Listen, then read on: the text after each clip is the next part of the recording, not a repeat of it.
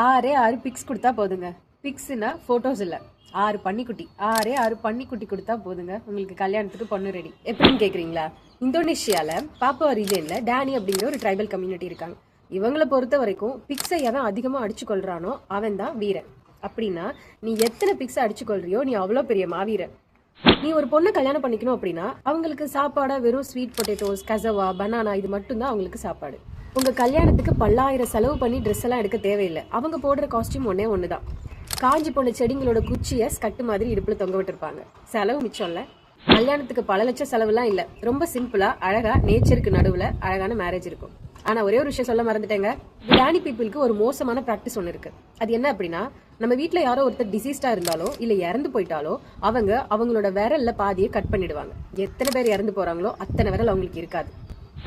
Fix தான் வீரத்துக்கான அடையாளம், பிக்ஸை கொல்றவன் தான் பெரிய வீரன் அப்படின்னு அவங்க நினைக்கிறதுனால அவங்களோட மூக்கு பக்கத்துல பிக்ஸ் மாதிரியே கொம்பு மாதிரி வச்ச ஒரு அழகான ரிங் போட்டிருப்பாங்க. அழகான ரிங். 90s கிட்ஸ் நிறைய பேருக்கு மேரேஜ் ஆகலன்னு கேள்விப்பட்டேன்.